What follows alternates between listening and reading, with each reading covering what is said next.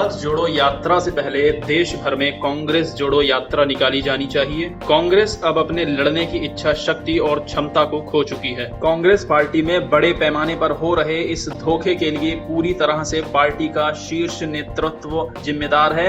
यह कहना है गुलाम नबी आजाद का। 48 साल बाद कांग्रेस को अलविदा कहने वाले गुलाम नबी आजाद की यह बातें उस चिट्ठी का हिस्सा हैं जो उन्होंने 26 अगस्त को कांग्रेस अध्यक्ष के नाम से लिखी हैं। गुलाम तंग आकर लोग दूसरी पार्टियों में जा रहे हैं और मैं उन्हें रोकने के लिए अब नई पार्टी बना रहा हूं। 29 अगस्त को गुलाम नबी आजाद पूरी कंट्री से मैसेजेस आते हैं कि नेशनल पार्टी बनाओ।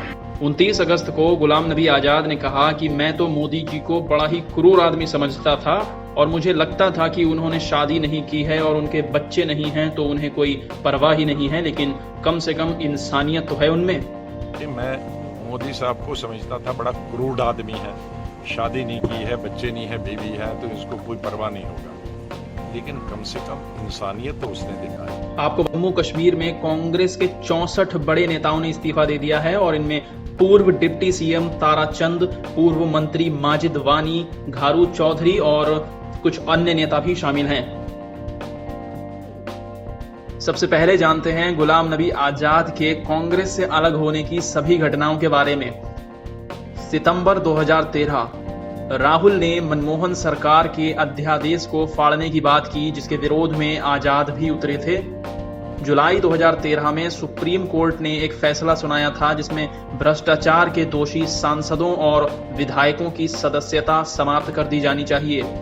2011 में अन्ना आंदोलन के बाद देश में भ्रष्टाचार के खिलाफ माहौल था, लेकिन सरकार के सामने राजनीतिक मजबूरियां थीं, तो 2 महीने बाद मनमोहन सरकार इस फैसले के खिलाफ अध्यादेश ले आई और बीजेपी और लेफ्ट समेत सभी दलों ने इसका विरोध किया था। और 27 सितंबर 2013 को कांग्रेस उपाध्यक्ष राहुल ने एक प्रेस कॉन्फ्रेंस में अध्यादेश को फाड़कर फेंकने की बात कही थी और यह पहला मौका था जब गांधी परिवार के वफादार आजाद ने पार्टी की बैठकों में राहुल का विरोध शुरू कर दिया।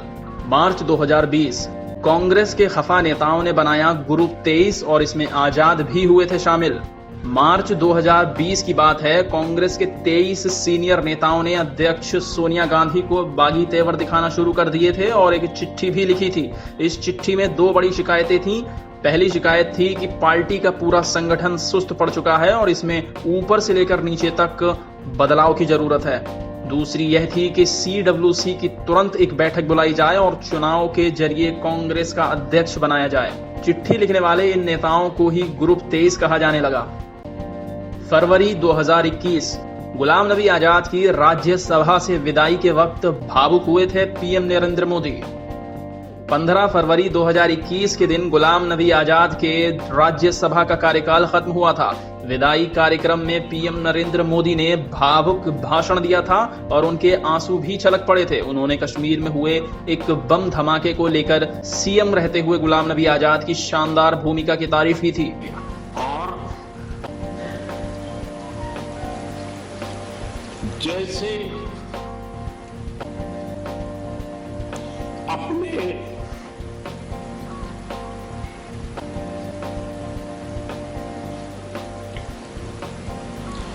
परिवार के सदस्य की चिंता करें,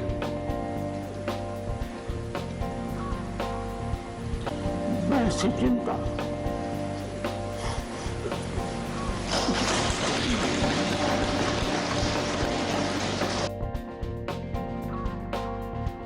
सितंबर 2021 गुलाम नबी को नहीं कश्मीर प्रभारी को बनाया गया था कांग्रेस की तरफ से राज्यसभा का उम्मीदवार। सितंबर 2021 में महाराष्ट्र के जब राज्यसभा में 7 सीटों पर चुनाव होने थे, उस वक्त कांग्रेस के हिस्से में 2 सीट आनी थी। गुलाम नबी को कैंडिडेट बनाए जाने की पूरी उम्मीद थी, लेकिन कांग्रेस ने उनकी जगह जम्मू कश्मीर की प्रभारी रजनी पाटिल को टिकट दे दिया। मार्च 2022 गुलाम नबी को मोदी सरकार ने दिया पद्म भूषण और कांग्रेस नेताओं ने किया इसका पलटवार।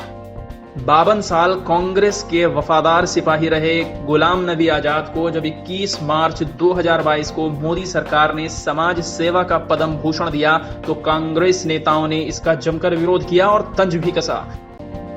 कांग्रेस नेता जयराम रमेश ने बंगाल के पूर्व सीएम बुद्धदेव भट्टाचार्य के पद्म भूषण पुरस्कार को अस्वीकार करने के फैसले को याद करते हुए कहा कि उनका यह फैसला सही था, वह गुलाम नहीं आजाद होना चाहते थे।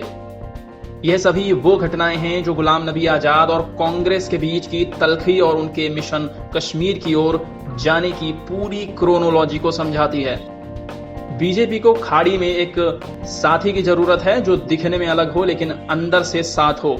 CSDS के प्रोफेसर अभय कुमार दुबे का कहना है कि इस बात की मजबूत संभावना है कि जम्मू कश्मीर में गुलाम नबी आजाद एक नई पार्टी बनाएंगे और ऐसा उन्होंने अपने कुछ इंटरव्यूज में भी कहा है। लगता है कि इन सबके पीछे बीजेपी है। भाजपा को लग रहा है कि जम्मू कश्मीर में सरकार बनाने के लिए घाटी में उसे एक साथी की जरूरत है जो दिखने में तो बिल्कुल बीजेपी से अलग हो लेकिन अंदर से बीजेपी के साथ हो। भाजपा के इस सपने को गुलाम नबी आजाद पूरा कर सकते हैं। पॉलिटिकल एक्सपर्ट्स राशिद किदवई का कहना है कि पिछले साल भर में गुलाम नबी आजाद जम्मू कश्मीर में लगभग 100 से ज्यादा रैलियां कर चुके हैं। ऐसे में साफ है कि वह यहां की राजनीति में एंट्री करने वाले हैं और आजाद की पार्टी कश्मीर में 10 या इससे ज्यादा सीटें अगर जीतने में कामयाब होती है तो वह बीजेपी की मदद से सरकार भी बना सकती है। किदवई ने यह भी कहा कि प्रदेश में विधानसभा चुनाव से पहले आजाद की पार्टी शायद बीजेपी से किसी तरह का गठबंधन ना ही करे, लेकिन चुनाव के बाद ऐसा संभव है। यहाँ लोग नए विकल्प की तलाश में हैं। ऐसे में पुराने नेता होने का और कश्मीरियत की बात करने की वजह से आजाद की पार्टी को लाभ मिल सकता है। गुलाम नबी आजाद और बीजेपी की नजदीकियां इस बात से भी समझी जा सकती हैं जब 5 अगस्त 2019 को केंद्र सरकार ने संविधान से अनुच्छेद 370 और आर्टिकल 35A को खत्म किया था। उसके बाद महबूबा मुफ्ती, फारूक अब्दुल्ला, उमर अब्दुल्ला समेत सभी कश्मीरी बड़े नेताओं को हिरासत में लेकर नजरबंद कर दिया गया था, लेकिन गुलाम नबी आजाद उस वक्त भी आजाद थे। इसके बाद फरवरी 2022 के बाद गुलाम नबी आजाद लोकसभा और राज्यसभा किसी भी सदन में सदस्य नहीं थे। उनके पास न तो कोई दूसरा अहम पद था। इसके बावजूद लुटियंस में उनका बंगला खाली नहीं कराया गया और अगस्त 2022 में ही उनके बंगले का एक्सटेंशन भी दे दिया गया। 29 अगस्त को गुलाम नबी आजाद ने एक सवाल के जवाब में कहा था कि मैं मोदी को बड़ा क्रूर आदमी समझता था और मुझे लगता था कि उन्होंने शादी नहीं की है, उनके बच्चे नहीं हैं तो उन्हें कोई परवाह नहीं है, लेकिन कम से कम इंसानियत तो है उनमें।